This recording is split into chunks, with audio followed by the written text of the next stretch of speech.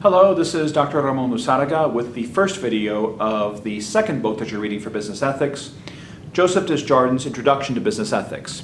And this video deals with the question that the first chapter presents to you. The deceptively simple question, why study business ethics? The assumption behind a Christian understanding of business ethics, a Roman Catholic understanding of business ethics, is that you can have a virtuous cycle, a virtuous circle whereby if you are intelligent in the way that you govern your business, that you can be profitable. And you need to be profitable if your business is going to survive over the long term. And in being profitable, you are also ethical. That the people who do business with you, the people who work for you, that they flourish with you. That you alone are not just are not becoming prosperous alone, but that your workers and those who do business with you also share in this prosperity. And not just people, but creation itself, the environment, society, that they also prosper with your business. This is an important contention because there are many people in the business world who think that the prosperity of a business person, the prosperity of a particular business, need not include the prosperity of society around it or people. Some would even say it's mutually exclusive, that if you have winners in an economy, you must have losers.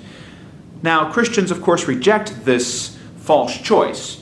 We have to, because if all human beings are made in God's image and likeness, and therefore all human beings have dignity, and God calls on all of us to flourish, to become the fully realized human beings that God wants us to be, well, that includes a certain degree of material security. Not that we are all called to become super rich, but that we need to be secure in a material way. In other words, have the material means by which we can not only survive, but thrive and flourish.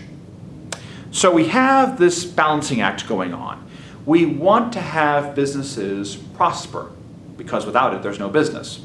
But we want people to, through commerce, through business, through the market economy, we want them to secure the means by which they not only survive, but also thrive. That they have the material means, the stuff that they need to thrive as human beings, so that they can afford education, they can afford healthcare, they can afford hobbies which stretch people intellectually and spiritually, time for leisure so they can rest and regenerate, for work. Have work that is satisfying. Yes, it can be tiring. Yes, you can grunt through it from time to time, but at the end of the day, it's something that gives you happiness, that gives you joy, that gives you contentment, that enables you to thrive as a human being, spiritually, physically, and intellectually. So it's a big challenge, but it can be done. Look at Henry Ford. Henry Ford was not the inventor of the automobile, as some bad histories would like you to think. Mercedes-Benz invented the automobile. What Henry Ford did invent was something better. The mass-produced, high-quality automobile. He pioneered assembly line techniques that enabled cars to become not a luxury item for the few, but an essential item for the many. And one of the things that Henry Ford reasoned was that his car had to be not only of high quality, but also inexpensive enough for your typical worker with a good salary to afford. And part of that equation was that workers need to be paid well. So Henry Ford would pay his workers $5 an hour, which for its day in the early part of the 20th century was considered a lot of money. But Henry Ford reasoned correctly that in order for economies to thrive, people have to have the ability to buy his cars, the financial ability to either save up and buy a car outright or have an easy time paying it over time with payments. So this insight that workers need to be paid well, paired with the ability of a modern economy to produce high-quality goods cheaply, that was the formula that was important in generating this market economy, this modern economy that we all benefit from.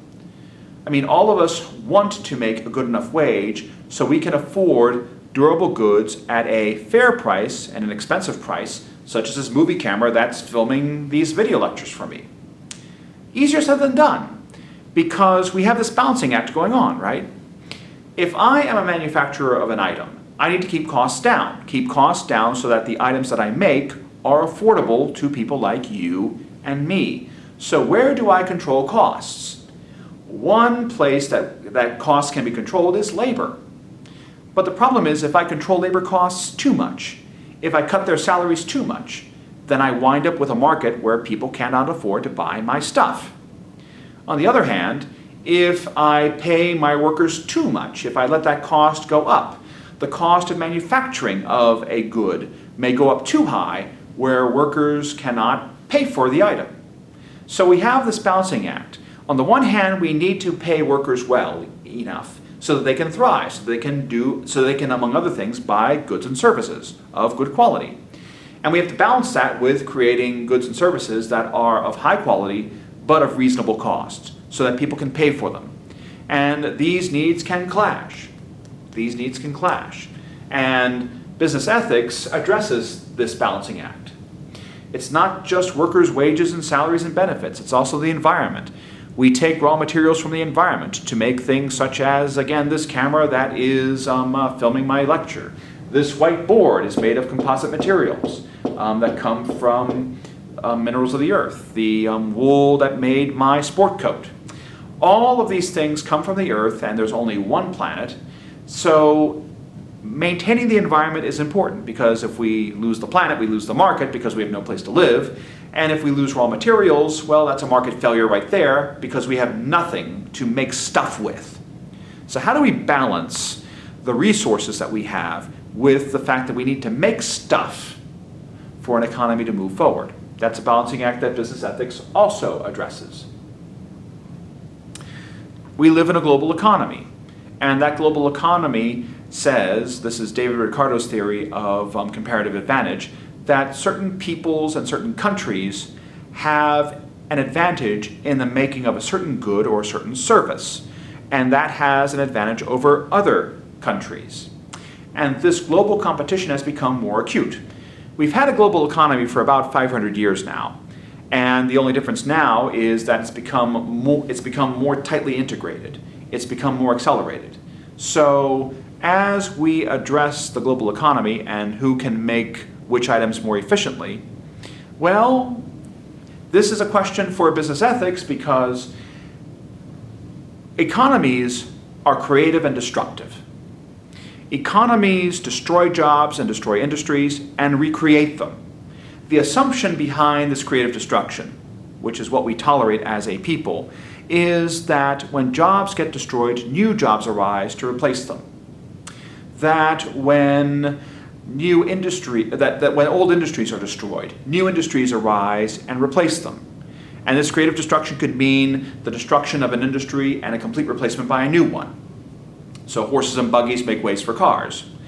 Or it can be creative destruction whereby manufacturing that used to be done in one part of the world is now done in another part of the world.